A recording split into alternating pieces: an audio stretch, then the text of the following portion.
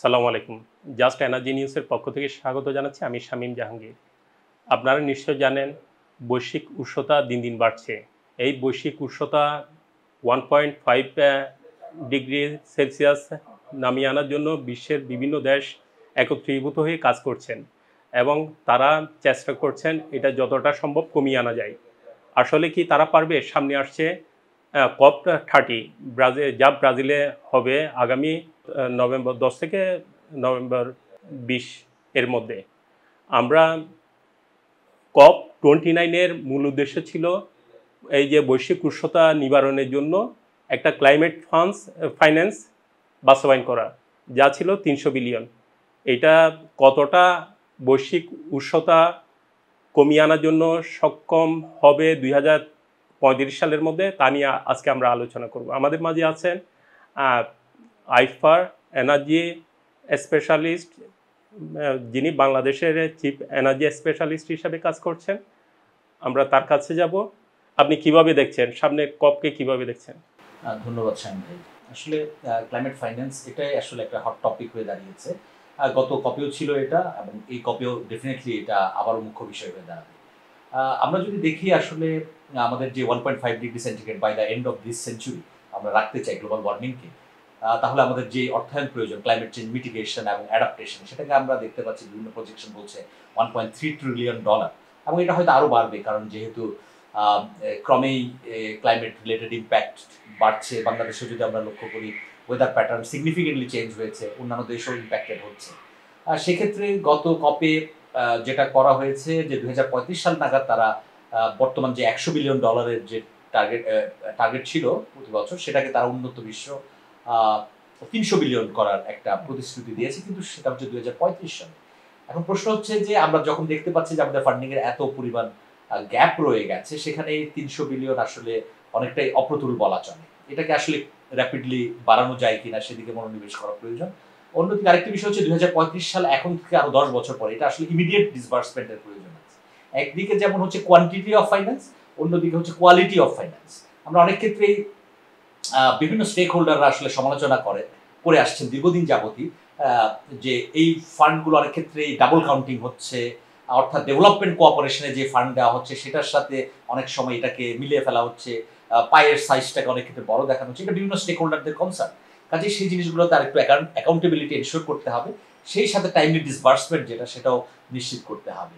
আরও একটি কনসার্ন রয়েছে যেটা অনেক ক্ষেত্রে মিটিগেশনের ক্ষেত্রে ফান্ডের অ্যালোকেশনটা বেশি থাকে, অ্যাডাপ্টেশনে কম। কিন্তু বাংলাদেশের মতো যে দেশগুলো রয়েছে তাদের কথা যদি আমরা বিবেচনায় নিই, তাহলে আসলে এখানে অ্যাডাপ্টেশনের নিডটাকে প্রাইম নিড বলা চলে, কারণ তাদের সার্ভাইভালের একটা প্রশ্ন। কাজে এই অ্যাডাপ্টেশনের দিকেও আসলে যেন বারবার বলা হচ্ছে 50-50 অ্যালোকেশনটা যেন হয়, সেটা যাতে নিশ্চিত করা যায়। আর আরেকটি বিষয় হচ্ছে যে আমরা আমাদের তো কপে আমরা রাজি হয়েছি, কিংবা এর আগে থেকেই আলোচনাগুলো আসছিল যে ডাবলিং অফ এনার্জি এফিসিয়েন্সি, অর্থাৎ 2030 সাল নাগাদ আমরা জ্বালানি দক্ষতাকে বৃদ্ধিকে দ্বিগুণ করব, অন্যদিকে নবায়নযোগ্য জ্বালানিকে আমরা 3 গুণ করব। এখন আমরা নবায়নযোগ্য জ্বালানিকে যদি 3 গুণ করতে যাই, গত বছর আমরা একটা ব্রিফ অ্যানালাইসিস করে দেখলাম যে ফান্ডিং এর যে গ্যাপটা রয়েছে 2030 সাল নাগাদ প্রতি বছর $400 বিলিয়ন, এই পরিমাণ গ্যাপ রয়েছে যে ফান্ড ফ্লো হচ্ছে এবং আমাদের যে ডিজায়ার্ড ইনভেস্টমেন্ট। কাজে এত বিপুল পরিমাণ যে গ্যাপ আছে, এটাকে যদি মিটিগেট করতে হয়, আমাদের আসলে একটা হলিস্টিক অ্যাপ্রোচ প্রয়োজন। শুধুমাত্র যে বিভিন্ন দেশ কাজ করবে তা না, কপ থেকেও একটা সিগনিফিকেন্ট ডিসিশন প্রয়োজন যে কিভাবে প্রতিটা দেশ, বিশেষ করে বাংলাদেশের মতো দেশ যারা রয়েছে, ভালনারেবল যে দেশগুলো রয়েছে, তারা এই ফান্ড কিভাবে অ্যাক্সেস করতে পারবে। মাল্টিল্যাটারাল ডেভেলপমেন্ট ব্যাংক যারা আছে তাদেরকে আসলে ইনক্রিজিং ভলিউম অফ ফাইন্যান্স দিতে হবে এই রিনিউয়েবল এনার্জি প্রজেক্টে। সাথে প্রাইভেট সেক্টরের তো অবশ্যই ইনভলভমেন্ট আছে। বিভিন্ন দেশে তারপরেও আরেকটা বিষয় প্রয়োজন, সেটা রিস্ক। বাংলাদেশের মতো জায়গায় তো ইনভেস্টমেন্টের যে রিস্ক আছে, এই রিস্ক মিটিগেশন ইনস্ট্রুমেন্ট যেগুলো আছে, credit enhancement instrument, credit risk guarantee scheme, এই ধরনের মেজারগুলো যদি মাল্টিল্যাটারাল ডেভেলপমেন্ট ব্যাংকগুলোর থেকে ডিজাইন করে দেওয়া যায়, তাহলে হয়তো এটা আমরা অ্যাচিভ করতে পারব। আচ্ছা, গতবারে একটা বিষয় বলা হচ্ছিল টেকনোলজি ট্রান্সফার, যা উন্নত দেশ রাজি হচ্ছিল না। আপনি কি মনে করেন টেকনোলজি ট্রান্সফার হওয়ার সাথে সাথে অনেক রিস্ক মিটিগেট হয়ে যাবে ভালনারেবল কান্ট্রির জন্য? দেখুন, এই টেকনোলজি ট্রান্সফার এটা তো আসলে এই আলোচনাটা তো নতুন না। আমরা যদি আরো পিছনে যাই, হ্যাঁ, আর কপের প্রথম দিকে সময়গুলোতে যাই, এই যে আমরা সিডিএম প্রজেক্টগুলো যে করছিলাম বা জয়েন্ট ইমপ্লিমেন্টেশন প্রজেক্টগুলো ডেভেলপ কান্ট্রি এবং উন্নত এবং অনুন্নত দেশগুলোর মাঝে যে ট্রেডিং এর যে মেকানিজম, ক্লিন ডেভেলপমেন্ট মেকানিজম, এর একটা উদ্দেশ্যই ছিল যে হচ্ছে মিটিগেশন, শুধু যে মিটিগেশন যে শুধু তা না, সাথে টেকনোলজি ট্রান্সফারও, উন্নত দেশগুলো থেকে এই টেকনোলজি ট্রান্সফার হয়ে অনুন্নত বা উন্নয়নশীল দেশগুলোতে যাবে। কাজেই তারা এই নো হাউটাও শিখবে, সাথে এই প্রজেক্টগুলো থেকে যে মিটিগেশনটা হলো সেটা তারা র্যাপিডলি পরবর্তীতে স্কেল আপ করতে পারবে। এর আরও একটি বিষয় হচ্ছে যে টেকনোলজিক্যাল অ্যাডাপ্টেশনও প্রয়োজন, কারণ সেই সব টেকনোলজি আসলে তো আমাদের কনটেক্সটে ব্যবহার করতে গেলে এটার সাথে আমাদের যে অ্যাডাপ্টেশনের দরকার আছে। যেমন অনেক ক্ষেত্রে আমরা ব্রিকের ক্ষেত্রে আমরা তুলনা করতে পারি, যেমন ক্লাইমেট চেঞ্জ মিটিগেশন প্রজেক্ট আমরা করেছি যেমন ব্রিক সেক্টরে, hybrid Hoffman king, Chinese hybrid version যেটা, সেই তিনটা আমরা ব্যবহার করেছি। এক্ষেত্রেও আমাদের এখানকার লোকাল এনভায়রনমেন্ট, লোকাল সয়েল কন্ডিশনের সাথে আমাদের এটাকে যথেষ্ট অ্যাডাপ্ট করতে হয়েছে। অনেক এই কারণে আমাদের অনেক সময় লেগেছে এবং বেগ পেতে হয়েছে। এই জিনিসগুলো আমাদের দেখার প্রয়োজন। গত কপে আমাদের ইন্টারিম গভর্নমেন্টের প্রধান বলেছেন নেট জিরোর প্রস্তাব দিয়েছেন। নেট জিরো আসলে কতটুকু বাস্তবায়ন করা হচ্ছে এই কপ সম্মেলনের মাধ্যমে? দেখুন, গ্লোবাল আমরা যদি প্যারিস ক্লাইমেট গোলের কথা চিন্তা করি, সেক্ষেত্রে অবজেক্টিভ হচ্ছে যে আমরা নেট জিরোতে যাব, যাতে আমরা 2100 অর্থাৎ এই শতাব্দীর শেষ নাগাদ আমরা যেন অবশ্যই 2 ডিগ্রির নিচে, এবং সবচেয়ে ভালো হয় আমরা যদি 1.5 ডিগ্রি সেন্টিগ্রেডের ভিতরে রাখতে পারি। এর জন্যই নেট জিরোর গোলটা আসছে। এখন বাংলাদেশের পার্সপেক্টিভে যদি চিন্তা করি এবং এই যে কপটা আসছে এটার কথা চিন্তা করি, এখানে কিন্তু খুবই ইম্পর্টেন্ট ব্যাপার রয়েছে যে নিউ এনডিসি 3 যেটা, সেটা প্রতি দেশ সাবমিট করবে, বাংলাদেশও সাবমিট করবে as a signatory to the মানে ইউএন প্রোটোকল, তাই না? বাংলাদেশও সাবমিট করবে এবং বাংলাদেশ কাজ করছে। এখন বিভিন্ন দেশের আসলে রেলিভেন্স আছে, যেমন কোনো দেশ বলছে তারা 2060 নাগাদ করবে, কেউ 70, কেউ এখনো টাইমলাইন ঠিক করেনি। যেমন বাংলাদেশ এখনো এনডিসিতে কি থাকবে এক্স্যাক্টলি আমি জানি না, কিন্তু এখন পর্যন্ত আমরা আমাদের নেট জিরো রোড ম্যাপ আমরা ডিসাইড করিনি। তবে আমার যেটা প্রশ্ন, বাংলাদেশের পার্সপেক্টিভে যেটা বিষয়, সেটা হচ্ছে এখানে তো আনকন্ডিশনাল অ্যান্ড কন্ডিশনাল টার্গেট আছে। আমাদের কন্ডিশনাল টার্গেট যেটা, অর্থাৎ যেটার জন্য আমরা টেকনোলজিক্যাল সাপোর্ট এবং ফাইন্যান্সিয়াল সাপোর্ট পাবো, সেটা আমরা ভেরি হাই অ্যাম্বিশন নিতে পারি, যাতে আমরা ইন্টারন্যাশনাল সাপোর্ট আমরা নিতে পারি।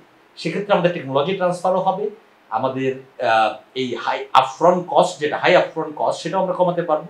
সেই সাথে আমরা এই যে আমদানি নির্ভরতা জ্বালানি খাতের ক্ষেত্রে, কিংবা কিছু ক্ষেত্রে র্যাপিড যে ট্রান্সফরমেশন প্রয়োজন, যেমন কুকস্টোভ গ্রামের রান্না এবং আরও কিছু প্রজেক্ট আছে। সো সেগুলো করার জন্য আমরা যদি কন্ডিশনাল অ্যাম্বিশনটাকে বাড়াই, সেটা আমরা হয়তো ইন্টারন্যাশনাল যে সাপোর্ট, সেটা যদি আমরা ইনফ্লো অফ ইন্টারন্যাশনাল ফান্ড যদি আমরা বাড়াতে পারি, সেটা আমাদের জন্য ওভারঅল ন্যাশনাল কনটেক্সটেই ভালো। এবারে কপ 30কে বলা হচ্ছে কালেকটিভ ইফোর্ট। আসলে কি মানে কালেকটিভ ইফোর্ট নিতে পারবে দেশগুলো, যেটাতে ভালনারেবল কান্ট্রিগুলো আর ভালনারেবল থাকবে না? দেখুন, আসলে এই প্যারিস এগ্রিমেন্টের যে এসেন্স, সেটাই কিন্তু ছিল আসলে কালেকটিভ। এর আগে ছিল উন্নত দেশগুলোর টার্গেট থাকবে, অনুন্নত দেশে থাকবে না, কিন্তু পরবর্তীতে যেটা করা হলো কালেকটিভ ইফোর্টটা এইভাবেই তারা ডিসিশন নিল যে বেসড অন তাদের রেলিভেন্স, তাদের সক্ষমতা, এবং প্রতিটা দেশই 5 বছর পর তাদের অ্যাম্বিশনটা বাড়াবে।